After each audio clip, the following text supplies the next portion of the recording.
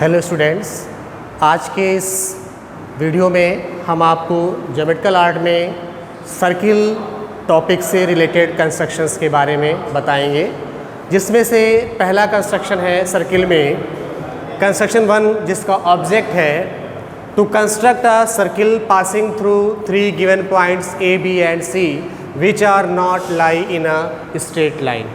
अर्थात हमें एक ऐसे सर्किल को, ऐसे वृत्त को ड्रॉ करना है, बनाना है कि जो 3 बिंदुओं A, B और C से होकर के जाता हो और वे तीनों बिंदु एक ही सरल रेखा में स्थित नहीं है।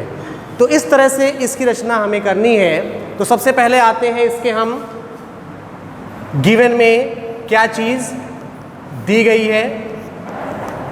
गिवन में आपको केवल 3 पॉइंट्स दिए गए हैं A, B, C which is not in a straight line.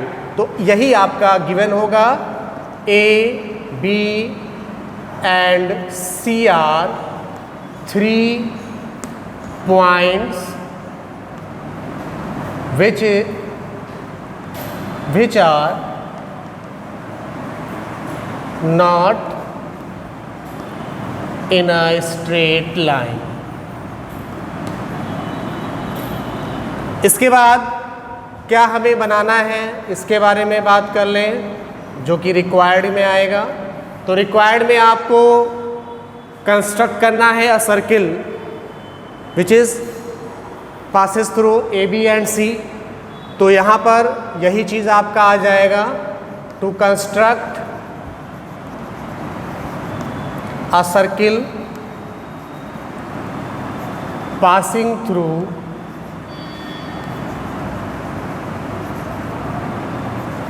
A, B and C। यानी कि हमें एक ऐसे वृत्त की रचना करनी है जो दिए गए तीनों बिंदुओं A, B और C से होता हुआ जाए। अब आते हैं इसके कंस्ट्रक्शन पर। तो कंस्ट्रक्शन में आपको सबसे पहले काम क्या करना है, आपको 3 बिंदु प्लेन पर यानी पेपर पर आपको 3 बिंदु अपने से लेने हैं। सपोज इन तीनों बिंदुओं का नामकरण हमने A, B, C के रूप में जो दिया गया है वो लिया है। इसके बाद का अगला काम क्या होगा? अगला काम ये है कि आपको इनमें से किन्हीं भी 2 बिंदुओं को आपस में मिलाते हुए कम से कम 2 स्ट्रेट लाइन तो जरूर ड्रॉ करनी है। तो मान लेते हैं मैंने एक AB को ड्रॉ कर लिया, एक AC मैंने ड्रॉ कर लिया।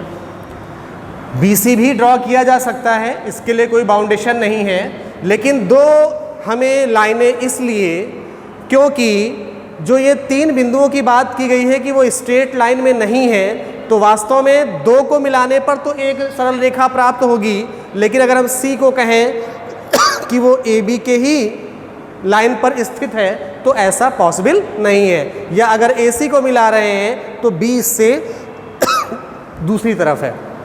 तो इस प्रकार जो कंडीशन है उसके अकॉर्डिंग ये तीनों आपने बिंदु ले रखे हैं। उसके बाद आपने 2 लाइनों को ज्वाइन किया AB और AC के रूप में। फिर अगला काम जो इसमें करना है, हमें इन दोनों स्ट्रेट लाइंस का परपेंडिकुलर बाइसेक्टर करना है। यानी कि इन दोनों लाइनों का लंब समद्विभाजक अर्थात आधे से अधिक दूरी लेकर के ऊपर नीचे चाप लगाएंगे और ये चाप जहाँ पर भी कट करेंगे वही उसको मिलाने वाली जो रेखा होगी।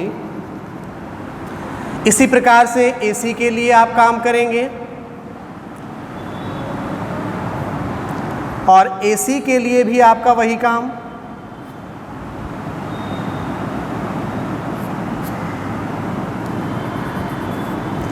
अब ये जहाँ पर भी दोनों परपेंडिकुलर बाइसेक्टर एक दूसरे को वो इंटरसेक्ट कर रहे होंगे ड्रा करने पर, तो वो जो पॉइंट होगा वही पॉइंट आपको जो सर्किल ड्रॉ करना है उस सर्किल का सेंटर कहलाएगा।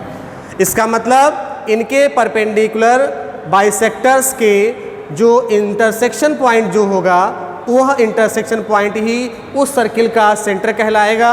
और उस सर्किल के सेंटर को हम O से डिनोट करते हुए अब हम चाहे तो OA या OB या OC, इसमें से किसी भी रेडियस का अगर हम सर्किल ड्रा करते हैं तो वो सर्किल इन तीनों वर्टेक्स से होता हुआ जाएगा। अर्थात